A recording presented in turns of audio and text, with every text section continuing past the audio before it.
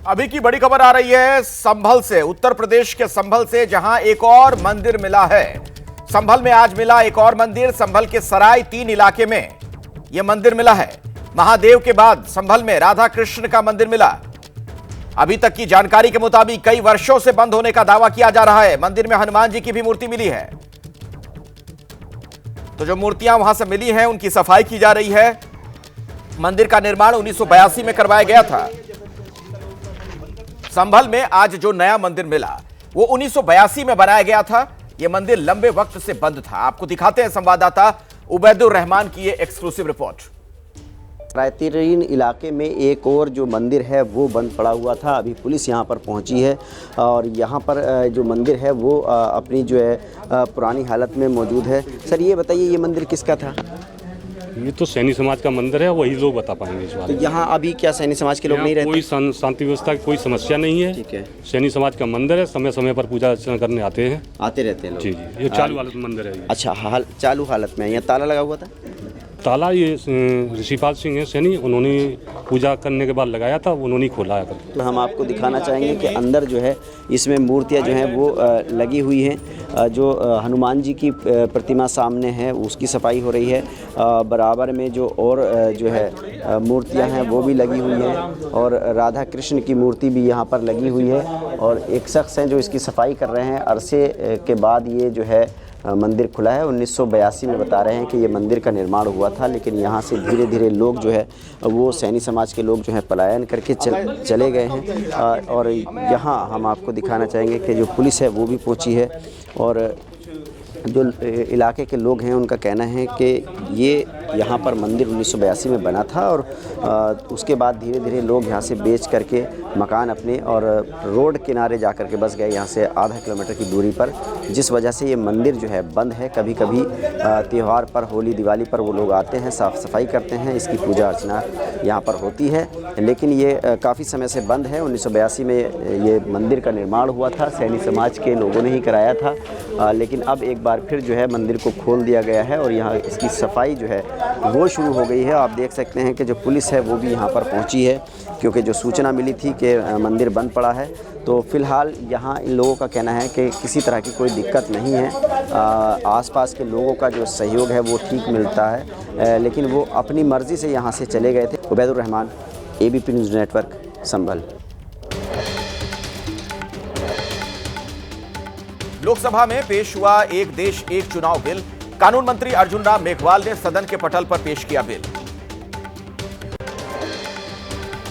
एक देश एक चुनाव बिल पर लोकसभा में भी हुई वोटिंग। बिल के पक्ष में पड़े 269 वोट। बिल के विरोध में 198 सांसदों ने वोटिंग की है। लोकसभा में बहुमत के साथ स्वीकार किया गया बिल। विपक्ष की मांग के बाद one nation one election bill को कानून मंत्री अर्जुन राम मेघवाल ने जेपीसी में भेजने का प्रस्ताव रखा। गृह मंत्री अमित शाह ने प्रस्ताव का समर्थन किया। पूर्व राष्ट्रपति और एक देश एक चुनाव समिति के अध्यक्ष रामनाथ कोविंद ने बिल को बताया देश की प्रगति के लिए सक्षम मॉडल। बोले, जिस दिन भारत की अर्थव्यवस्था 10-11% तक बढ़ जाएगी, हमारा देश दुनिया की शीर्ष तीसरी चौथी अर्थव्यवस्थाओं की कतार में होगा। एक देश एक चुनाव बिल का कांग्रेस ने विरोध किया है। कांग्रेस के सांसद मनीष तिवारी ने बिल को असंवैधानिक बताया। कहा, संविधान की आत्मा पर हो रही है चोट, सरकार बिल को तुरंत ले वापस। समाजवादी पार्टी के सांसद धर्मेंद्र यादव ने भी किया एक देश एक चुनाव बिल का विरोध। सदन में कहा, संविधान का संघीय ढांचा खत्म किया जा रहा है। टीएमसी ने भी एक देश एक चुनाव बिल को संविधान के मूल ढांचे के खिलाफ बताया। टीएमसी के सांसद कल्याण बैनर्जी ने कहा, इस बिल से विधानसभा की स्वायत्तता को खतरा। बोले, ये चुनाव सुधार नहीं बल्कि एक सज्जन की इच्छा पूर्ति का जरिया है। One nation one election bill के विरोध में आम आदमी पार्टी सांसद संजय सिंह ने कहा, ये इस तरह से संविधान को ही खत्म कर देंगे। बिल आया तो आगे नहीं होगा चुनाव। वन नेशन वन इलेक्शन विधेयक पर आरजेडी की कड़ी प्रतिक्रिया। मृत्युंजय तिवारी ने विधेयक को क्षेत्रीय दलों को खत्म करने की साजिश कहा। प्रधानमंत्री मोदी विपक्ष मुक्त देश बनाना चाहते हैं। राज्यसभा में आज फिर हुई संविधान पर चर्चा। नेता सदन जेपी नड्डा ने कहा, चर्चा से संविधान को मिलती है मजबूती। बोले संविधान की मूल प्रति में अजंता एलोरा की गुफाओं और कमल की छाप है।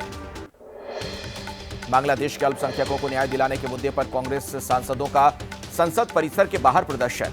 प्रियंका गांधी ने भी बांग्लादेश लिखा बैग लेकर प्रदर्शन में वो शामिल हुई। कल फिलिस्तीन लिखा बैग लेकर संसद आई थी प्रियंका। संसद में बांग्लादेश वाला बैग लेकर आई प्रियंका गांधी पर बीजेपी के सांसद रवि किशन ने उठाए सवाल। बोले, संसद में बैग और झोले लेकर आने से कुछ नहीं होगा, सदन में बांग्लादेश पर आवाज उठाइए, सरकार देगी जवाब। यूपी विधानसभा में भी उठा प्रियंका गांधी के फिलिस्तीन बैग वाला मुद्दा। सीएम योगी ने कहा, कांग्रेस नेता फिलिस्तीन का बैग लेकर घूम रहे हैं। मध्य प्रदेश विधानसभा के बाहर कांग्रेस विधायकों का अनूठा प्रदर्शन। हाथ में कटोरा लेकर किया प्रदर्शन। मध्य प्रदेश में बढ़ते कर्ज को लेकर जताया विरोध। कांग्रेस के कटोरा प्रदर्शन पर बीजेपी विधायक अजय बिश्नोई ने कहा, मानसिकता के मुताबिक प्रोटेस्ट कर रही है कांग्रेस। हमारी सरकार ने कर्ज लिया है लेकिन जनता के लिए काम भी हुआ है।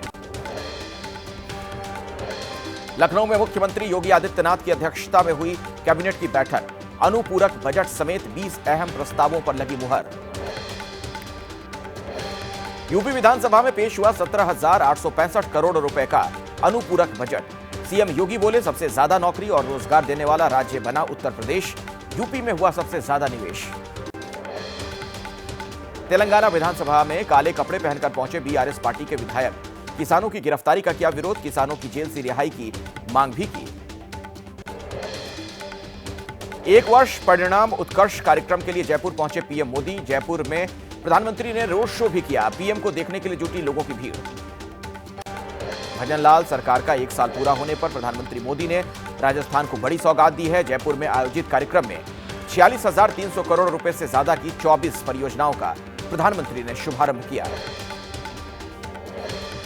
कुवैत के दौरे पर जाएंगे प्रधानमंत्री नरेंद्र मोदी। सूत्रों के मुताबिक 21-22 दिसंबर को हो सकता है पीएम मोदी का कुवैत दौरा। 43 साल बाद होगा भारतीय प्रधानमंत्री का कुवैत दौरा।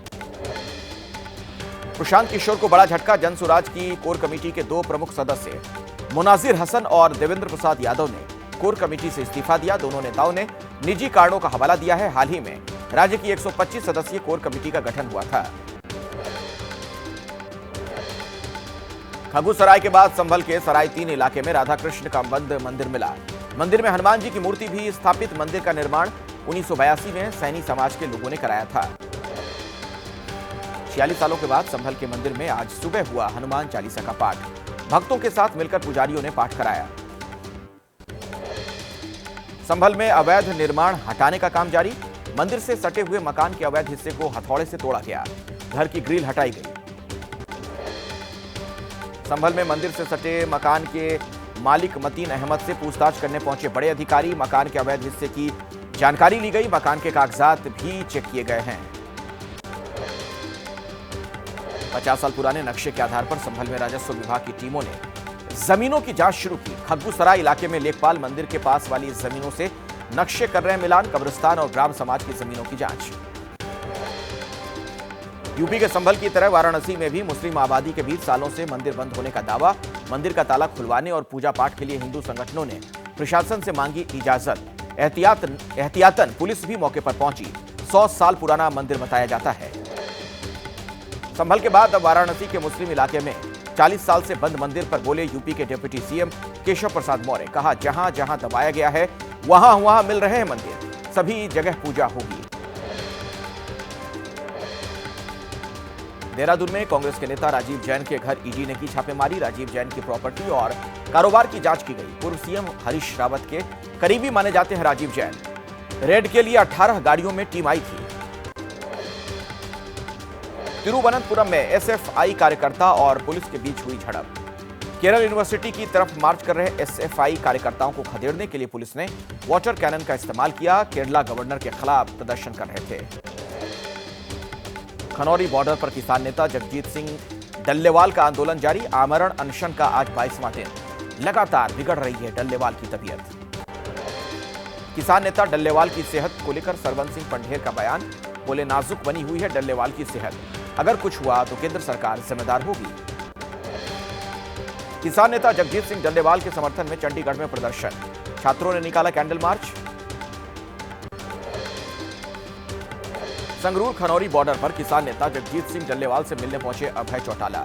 डल्लेवाल की तबीयत के बारे में जानकारी भी ली। दिल्ली एनसीआर की हवा एक बार फिर से जहरीली हो गई है। सोमवार को औसत AQI 379 के आसपास रहा, जो रात होते होते 400 हुआ पार। एहतियातन ग्रेफ 4 लागू। दिल्ली एनसीआर में ग्रेफ 4 लागू। हाइब्रिड मोड में चलेंगी 5 से 9 और 11वीं की कक्षाएं। सिर्फ 10th और 12th क्लास का फैसला ले सकता है स्कूल। दिल्ली एनसीआर में ग्रेफ 4 की पाबंदियां लगने पर वाहनों की चेकिंग कर रही है पुलिस। निर्देश न मानने वाले चालकों पर कार्रवाई भी हो रही है। दिल्ली के तमाम बॉर्डर पर वाहनों की जांच की जा रही है। दिल्ली के गाजीपुर बॉर्डर पर भी पुलिस की चेकिंग। ग्रेफ 4 लागू होने पर दिल्ली में एंट्री करने वाले वाहनों की चेकिंग हो रही है। वाहनों को रुकवा कर जांच कर रही है पुलिस।